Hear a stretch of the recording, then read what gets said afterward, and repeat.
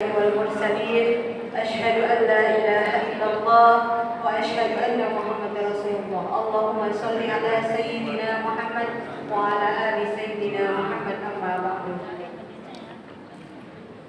Yang saya hormati Ketua MUI Kota Cirebon dan jajarannya, yang saya hormati Ketua MUI Kecamatan Sekota Cirebon dan jajarannya, yang saya hormati Ormas Islam Sekota Cirebon dan jajarannya, dan yang saya hormati Ketua KRI dan yang saya hormati Ketua PKI dan yang saya hormati Ketua Kesra dan Jamaah Majelis Taklim yang tidak bisa saya sebutkan satu persatu, yang insya Allah tidak akan mengulangi rasa pertama-tama sama panjatkan syukur kepada Allah yang telah memberikan nikmatnya kepada kita semuanya, terutama nikmat iman dan nikmat Islam. Salawat dan salam marilah kita sama-sama limpah curahkan kepada baginda Habibina wa syafi'ina wa maulana Muhammad sallallahu alaihi wasallam.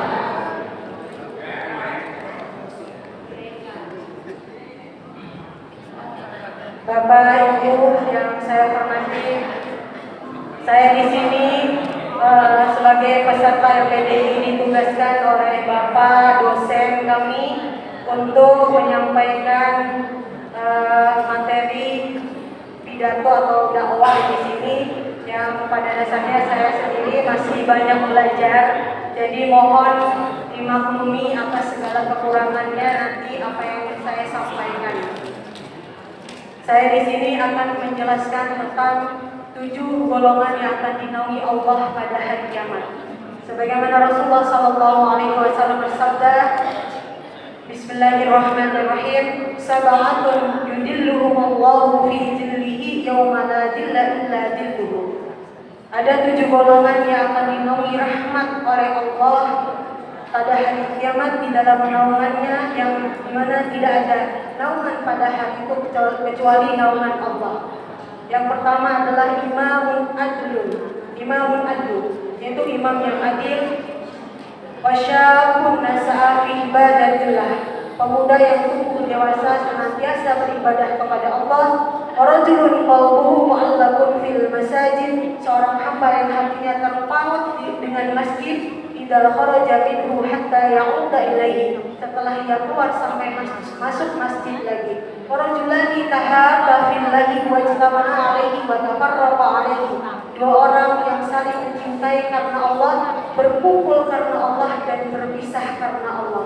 Warajulun da'atuhum ra'atun dhatu mansibin wa jamalin, seorang laki-laki yang diajak zina oleh perempuan yang memiliki kedudukan yang tinggi dan berparas cantik. Faqala, maka ia berkata, inni akhafullah, saya takut kepada Allah. Warajulu tasaddaqa bi sadaqatin fa akhfaha hatta la ta'lama shimaluhu ma tunfiqu yaminuhu, seorang yang bersedekah dengan sembunyi-sembunyi sampai-sampai tangan kirinya tidak mengetahui apa yang disedekahkan oleh tangan kanannya. Warajulun dzakarallahu khaliyan wa fadat aynah, dan seorang yang mengingat Allah dalam kesendirian kemudian terlinanglah air matanya. Hadis riwayat Bukhari Muslim. Di sini 7 golongan inilah yang sudah pasti akan dinaungi oleh Allah pada hari kiamat. Yang dimaksud imam, pemimpin yang adil, adalah pemimpin yang melaksanakan tugas kepemimpinannya dengan benar, dengan sesuai dengan petunjuk Allah dan Rasulnya. Karena di dalam Al-Quran juga dijelaskan di dalam Quran surat An-Nisa 59, Bismillahirrahmanirrahim, ati'ullaha wa ati'ur rasul wa ulil amri minkum, taatlah kepada Allah dan taatlah kepada Rasulnya dan juga ulil amri di antara kalian. Kenapa di ulil amri tidak ada suruh taat, ati'u ulil amri? Karena kita wajib taat kepada ulil amri yang memang taat kepada Allah dan taat kepada Rasulullah. Karena la ta'ata li makhluqin fi ma'siyatillah, tidak ada ketaatan kepada makhluk dalam bermaksiat kepada Allah. Dan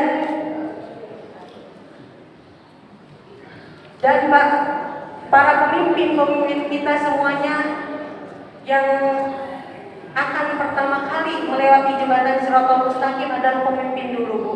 Baru nanti kita sebagai makmumnya atau sebagai rakyatnya. Tapi kalau kita berbicara masalah pemimpin, pemimpin itu tidak hanya sebagai pemimpin presiden, tidak.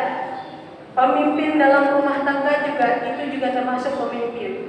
Dan ibu rumah tangga juga termasuk pemimpin. Karena ibu rumah tangga juga memimpin rumahnya, memimpin rumah, menjaga harta suaminya, menjaga kehormatannya ketika suaminya tidak ada di rumah.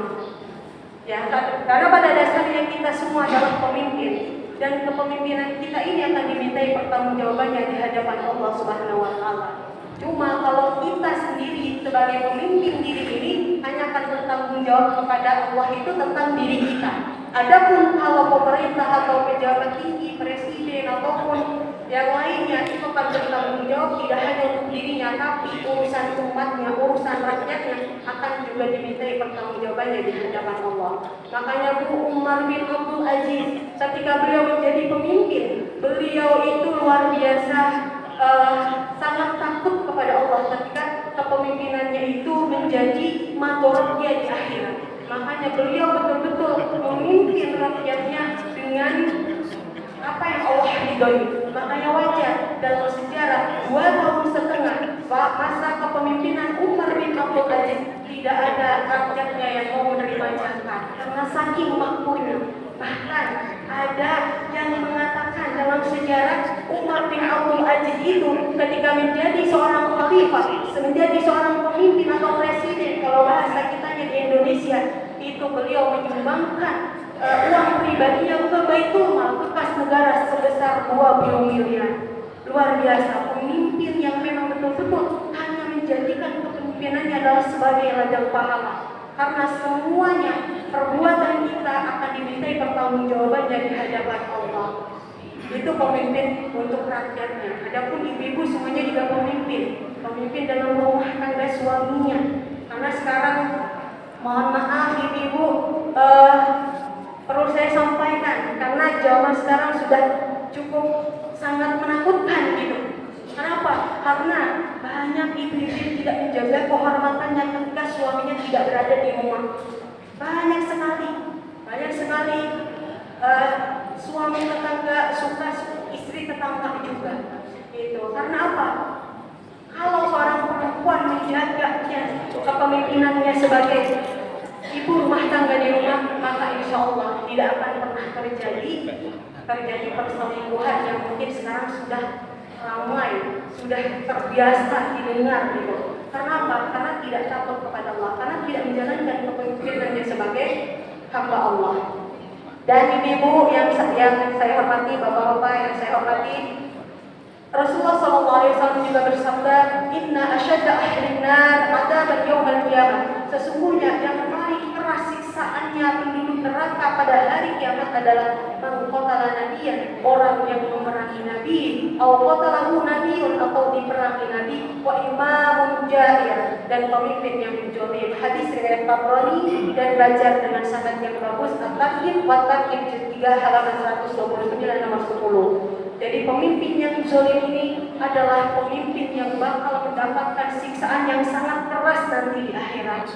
Makanya sebenarnya kepemimpinan yang dipegang oleh kita adalah tanggung jawab yang sangat besar. Makanya Umar bin Khattab ketika beliau menerima kepemimpinan atau jabatan kepemimpinannya, beliau mengucapkan Inna lillahi wa inna ilaihi rajiun. Bukan alhamdulillah wa syukurillah. Kesempatan saya untuk mengumpulkan aset.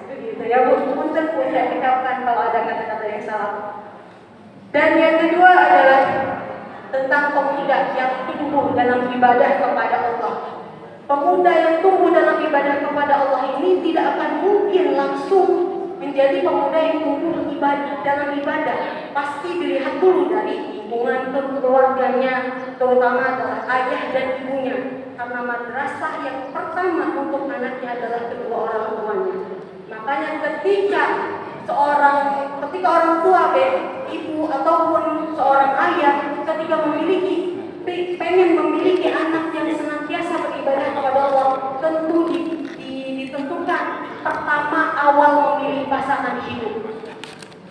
Makanya ketika memilih pasangan hidup, kata Nabi, wanita itu dinikahi karena 4 hal. Yang pertama adalah hartanya, nasabnya, kecantikannya, dan juga agamanya. Apa kata Nabi? Pilihlah yang beragama. Mudah-mudahan kamu memperoleh keberuntungan. Karena kalau memilih karena agama, maka insya Allah untuk mendidik anak, insya Allah anak itu akan menjadi anak yang tumbuh dalam beribadah kepada Allah. Dan tentunya dua-duanya, kalau istrinya saja yang baik agamanya, maka ya agak nggak seimbang nantinya. Seorang ayah juga, seorang perempuan ketika memilih suami, tentu yang dilihat adalah agamanya. Karena dalam Al-Quran, komunikasi kepada anak yang paling banyak itu adalah ayahnya. Sebagaimana Allah berfirman di dalam Quran surat Luqman ayat 13, dan ingatlah ketika Luqman memberi nasihat kepada anaknya di waktu ia memberikan pelajaran, dan ingatlah ketika pelajaran kepadanya, hai anakku, kata Luqman, janganlah kamu mempersekutukan Allah, karena mempersekutukan Allah itu adalah kezaliman yang sangat besar. Itu termasuk pendidikan ayah kepada anaknya. Dan Quran surat Luqman ayat 16, hai anakku, sungguh jika ada suatu perbuatan seberat biji sawi dan berada di batu ataupun di langit atau di dalam bumi, niscaya Allah akan membalasnya. Sesungguhnya Allah Maha halus lagi Maha mengetahui. Di sini tentunya ayah mempunyai peran yang sangat penting untuk mentarbiyah anak-anaknya. Karena apalagi anak perempuan, katanya kalau anak perempuan itu kita seperti mendidik satu generasi.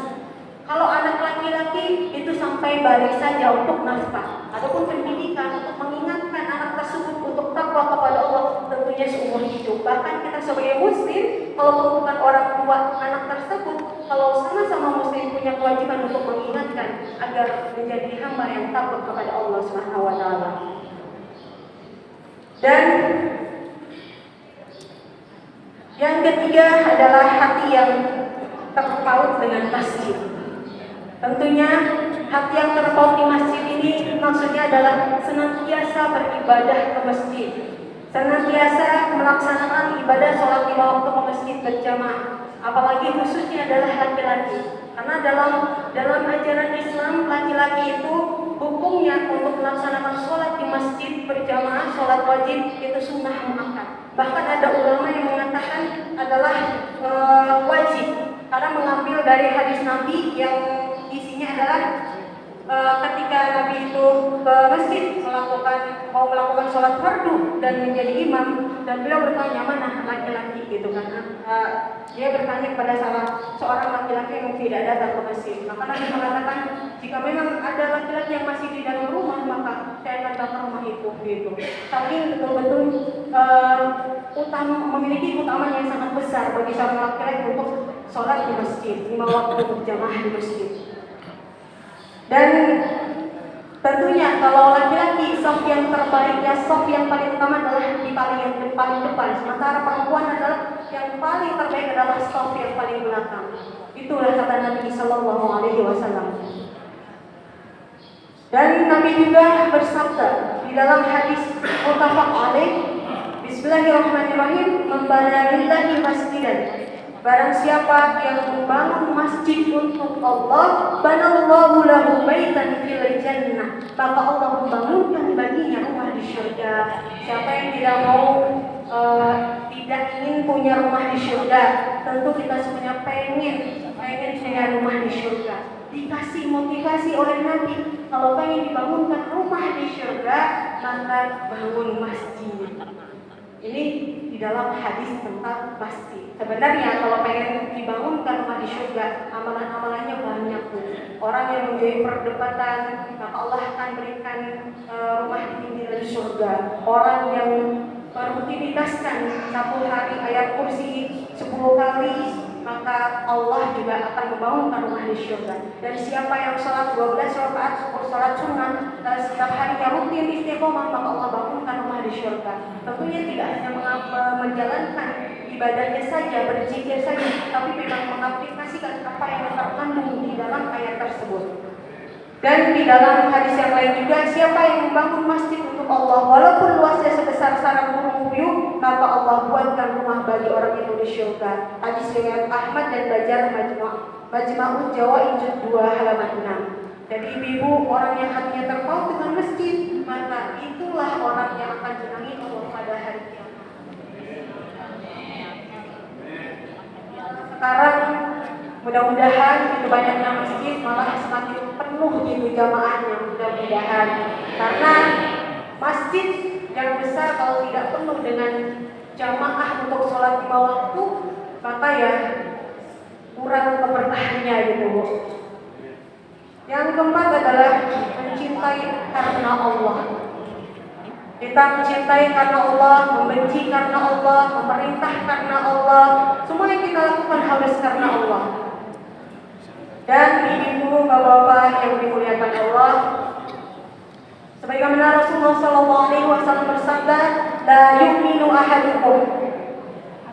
Tidak beriman salah seorang di antara kalian hatta yuhibba li akhihi, sampai kalian mencintai saudaranya, ma yuhibbu li nafsihi, seperti ia mencintai dirinya sendiri. Jadi ibu-ibu, di hadis ini kita tidak termasuk dikatakan tidak beriman kalau kita belum mencintai saudara kita seperti kita mencintai diri kita sendiri. Saudara kita yang beriman kepada Allah, sekalipun tersekat-sekat dengan negara yang berbeda, tapi selama tauhidnya sama, syariatnya sama, maka dialah adalah saudara kita. Makanya ibu, bapak, kemarin juga saya alhamdulillah diutus oleh MUI untuk mengikuti PKU di Kota Serang, dan memang ada pelajaran yang sangat berharga tentang aliran-aliran sesat atau golongan-golongan atau firqah-firqah Islam. Dan di situ untuk mengenali sesatnya salah satu golongan atau firqah dilihat dari akidahnya, apakah akidahnya masih sesuai dengan Islam, syariatnya sesuai atau tidak gitu. Karena kalau masih sesuai ya tidak ada penyimpangan, kalau hanya berbeda dalam siasat saja begitu. Dan tentunya kita juga sebagai seorang muslim jangan sampai kita melupakan saudara-saudara kita gitu, untuk membantu mereka yang sedang kesusahan, mereka yang sedang terzalimi. Kalau kita tidak mampu dengan harta kita, maka yang kita doakan. Karena bagaimanapun ya saudara satu akidah itu lebih kuat hubungannya karena nanti sampai kiamat. Tapi kalau saudara ukhuwah watoniyah dalam satu negara tapi berbeda keyakinan, maka hanya sebatas di dunia saja. Tapi semuanya harus dilakukan. Sesama saudara muslim, sesama saudara satu bangsa dan negara itu tentunya kita harus saling menyayangi dan juga saling mengasihi. Dan di hadis lain juga Rasulullah SAW bersabda, "Walladzi nafsi biyadihi," demi zat yang jiwaku berada di dalam genggamannya, la tadkhuluna al-jannata hatta tu'minu. Tidak akan masuk surga kalian sampai kalian beriman. Wala tu'minu hatta tahabbu, dan kalian tidak dikatakan beriman sampai kalian saling mencintai. Hadis riwayat Muslim. Jadi perintah Allah, perintah Nabi kita itu untuk saling mencintai.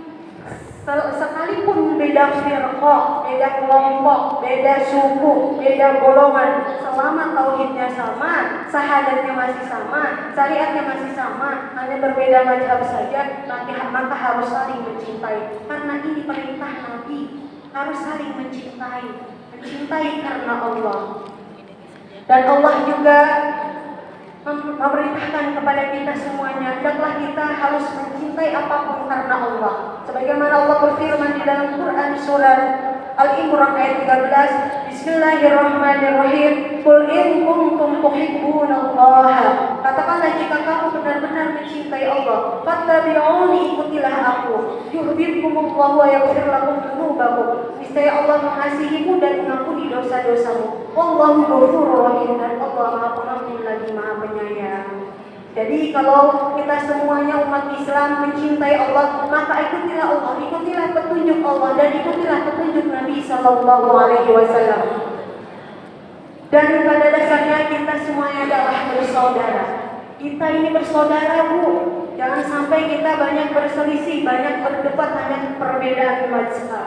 Karena apa? Karena di dalam Al-Qur'annya juga Allah sudah mengingatkan di dalam Quran surat Al-Hujurat ayat 10, Bismillahirrahmanirrahim. Innamal mu'minuna ikhwatun. Sesungguhnya orang-orang beriman adalah bersaudara. Fa aslihu baina akhawaykum. Maka damaikanlah antara kedua saudaramu. Wattaqullaha la'allakum turhamun. Dan takutlah kepada Allah supaya kamu mendapatkan rahmat. Jadi ibu-ibu, kalau sesama muslim jangan saling berantem, jangan saling gontok-gontokan hanya karena perbedaan pendapat dan perbedaan mazhab. Karena pada dasarnya kita ini adalah saudara. Kata Allah di dalam Quran surat Al-Imran ayat 103, Bismillahirrahmanirrahim. Wa'tasimu bihablillahi jami'an wa la tafarraqu. Dan berpegang teguhlah kalian semuanya pada tali agama Allah dan janganlah bercerai-berai. Itu perintah Allah gitu. Diperkuat juga dengan hadis-hadis Nabi yang sahih. Makanya kita sebagai umat muslim dari kalangan manapun, dari organisasi manapun, pada dasarnya kita ini adalah saudara. Harus saling mencintai, harus saling berdamai, tidak boleh gontok-gontokan, apalagi sampai berantem, sampai tahunan tidak mau menyapa. Begitu ya Bu, karena kita ini adalah saudara. Dan yang kelima adalah yang tidak mau diajak zina. Allah berfirman di dalam Quran surat An-Nur ayat 30 sampai 31, katakanlah kepada laki-laki yang beriman, hendaklah mereka menundukkan pandangannya dan menjaga kemaluannya. Jadi ayat 30 Allah menyeru kepada laki-laki, hendaklah mereka menundukkan pandangannya dan juga menjaga kemaluannya. Karena apa Bu? Perzinahan tidak akan mungkin terjadi. Tidak akan mungkin terjadi bapak-bapak kalau tidak berawal dari pandangan. Semuanya berawal dari pandangan. Kejahatan-kejahatan yang sekarang merajalela Bu, kejahatan, mohon maaf, perzinahan, itu disebabkan mereka dari melihat, dari tontonan yang tidak menuntun. Makanya sekarang zamannya medsos, zamannya Android. Kalau menggunakan HP itu tidak menggunakan kacamata iman dan kacamata takwa kepada Allah, maka HP itu bisa digunakan untuk hal-hal yang mengandung maksiat dan dosa besar kepada Allah.